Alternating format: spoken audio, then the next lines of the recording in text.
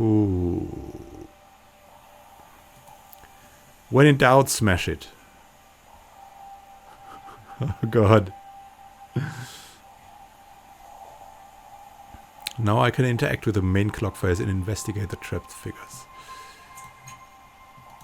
Oh ho ho. Did we align the clock with the present time, or did like the clock change the present time to its time? We don't know. The machine is solid now. Each of the 3 clock faces shows a single time, though none of them point to any time measurement that you understand. You lean closer to the central clock face. 3 shadowy figures still lurk within, their features almost discernible now. Suddenly, the figures surge out of the clock toward you. Intense pressure strikes your head like a steel spike, then everything goes black. The next scene in the game is not included in the beta content, alright. Since the Fathom hasn't been implemented yet, you can choose your focus here.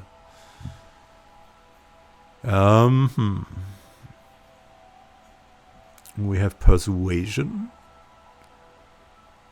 Yeah, a Silver Tongue would be the most close to our abilities. Choose focus brandishes a Silver Tongue, Persuasion, Intimidation and Leadership abilities. Excellent. Now return to Kasmin and Mimion. They will want to hear what happened to you. Everything goes dark. They'll be so overjoyed. Was the nighttime your doing? I don't think this was part of the ideal functioning of the clock, but Mimion would know more than me. She looks strangely disappointed. No matter, Mimion says, steepling his fingers. You have tried and proved conclusively that you are not the changing god. Just as well you did not try to deceive us, eh? He smiles. I intend no offense, revered one. There are those among your kind who think to inflate their importance, and we always find the truth. We are pleased that you are not among their number, he bows. But we have answers for your questions, revered one. That is, as soon as we hear the report of what lay within the clock. Tell us! She is nearly breathless with excitement. Who were those figures? I met Camos, Divitiaku and Volon. Yeah, let's tell that. Disappointment creases the face of Kasmin. I know these names. They're not new to us. They were favored servants of your creator, cast-offs who served him well indeed. Divitiaku brought the order of truth to Sager's cliffs, but they betrayed their holy trust and disappeared. Mimion sighs. Nevertheless, we will honor our arrangement. You sought answers about who might repair the resonance chamber. We know that your sire built it with the aid of another cast-off, still unknown to us. Perhaps one of your siblings might know where to find him or her. I know of only one other cast-off still in the city, the albino assassin Matkina. They call her the White Death. She wore a camouflaging cloak and brought destruction in her wake. At last I heard of her, she was in the underbelly. He restrains a shudder. Seek her, but be wary. And we gained 100 XP. That is quite something. It's dark here now. So has something changed? Maybe with the Nichtemeron? And who are these people here? Seem to be not that important.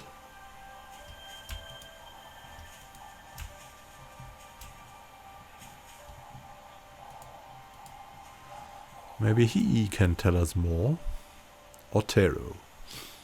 Do you know something about that White Death? Otero, shouldn't be night yet, he says, squinting up at the sky as though it's gone dark on purpose. Shouldn't even be noon. Shakes his head. Anyway, you aren't here to stare at the sky with me. What do you need? I'm looking for a woman named Matkina. Have you heard of her? Heard of? He stammers. Everyone's heard of the White Death. Deadliest assassin in Thegus Cliffs. I don't know where she is, and I hope it stays that way. Well, thank you and goodbye. Maybe the insect woman can tell us. Maybe Tibia can. Oh.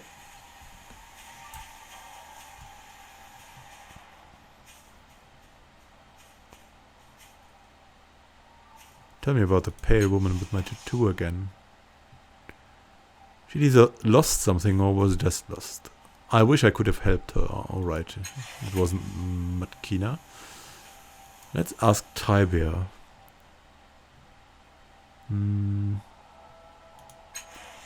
Nothing. And Calistique, do you know something? Well, something about Quoro. He's a knave and a blackguard, and one of the best when it comes to Numenera. The absolute best, of course, being myself. Where we are right now, she takes a quick look around as if sizing up the surroundings. He's just tried to kill us, hasn't he? She shakes her head. He's a dangerous fool, and we're well to be rid of him. Alright.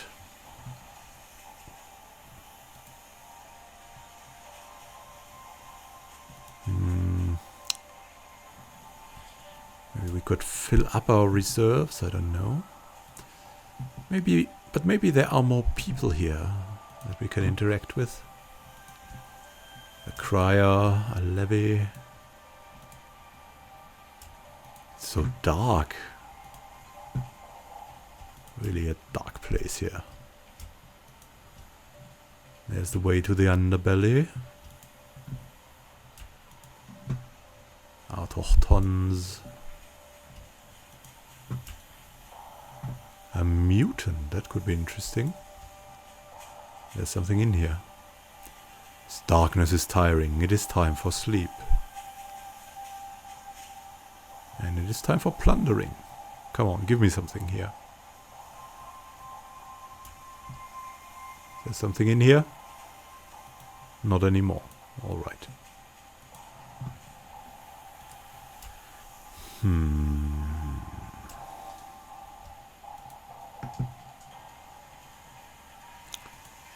Alright, let's go over here.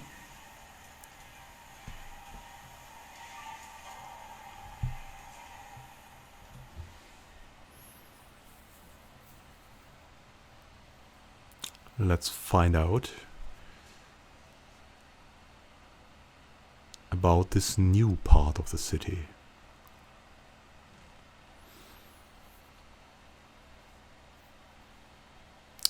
You see the eyes on the bow there? It's just like the Sydney Opera style, but these eyes, don't know what they mean. My grandfather used to paint paintings like with these eyes. Being an artist and architect.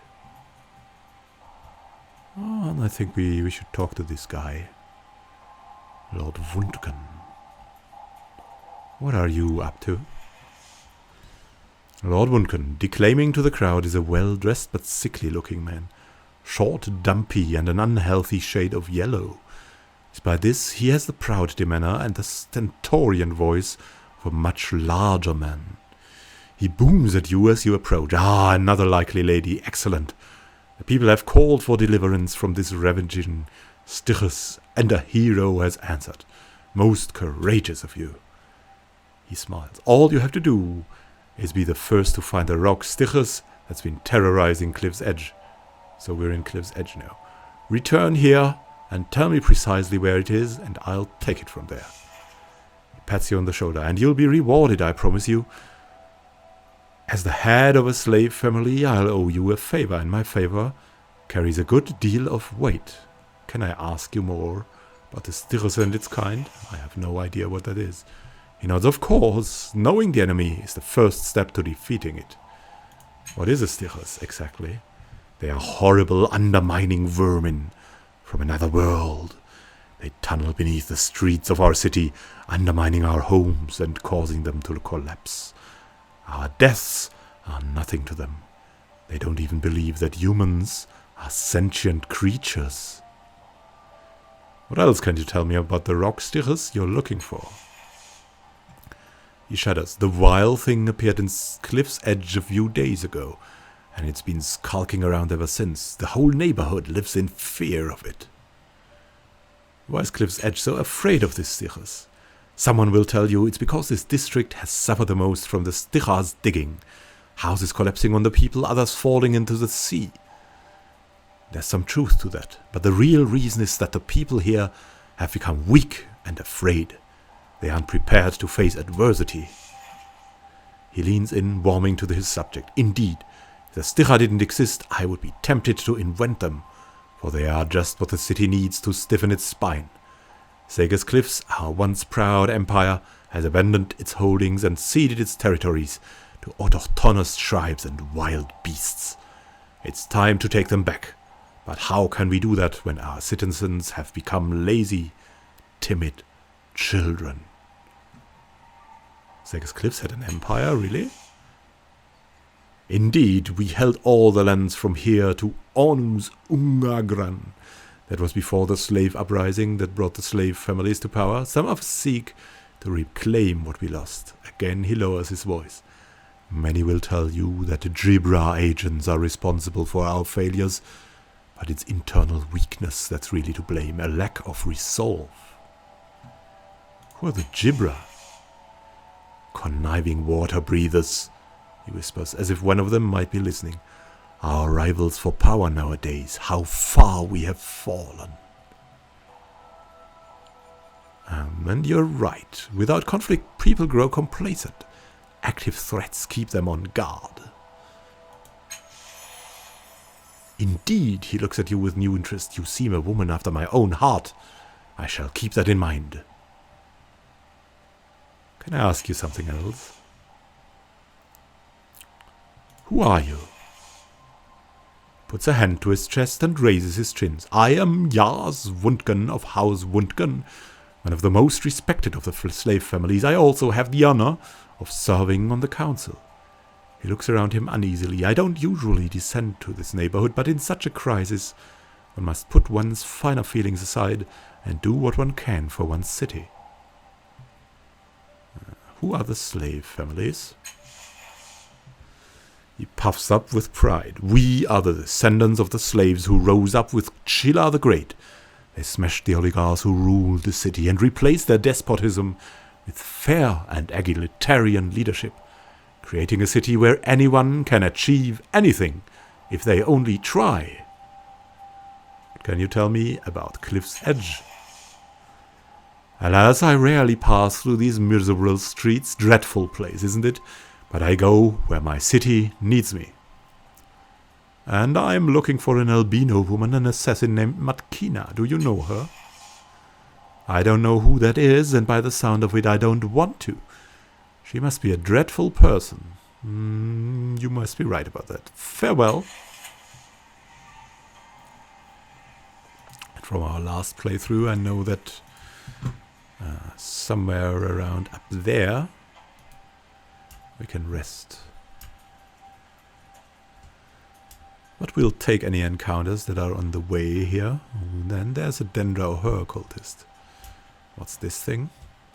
Purpose of this protrusion eludes you, but the fact that there is one of them lined up with each outlet pipe emerging from the cliff wall can't be a coincidence. Aha. So, Hawk.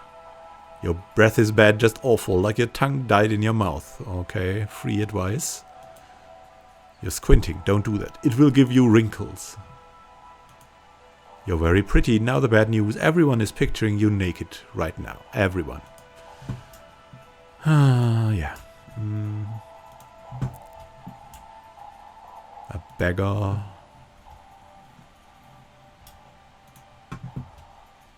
Oh, there's one of these machines again. I know we have to go up there to find a place to rest and fill up our points. So we're just going to do that.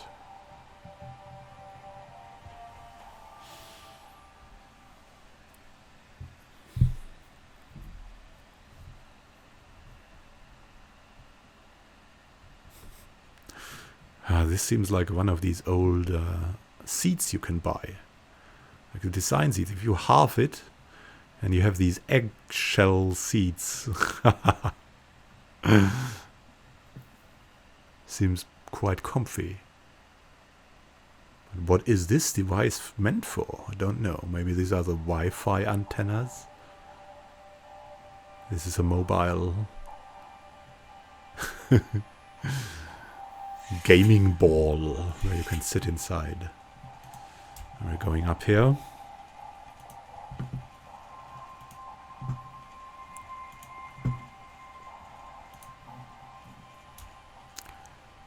To Tranquility's Rest.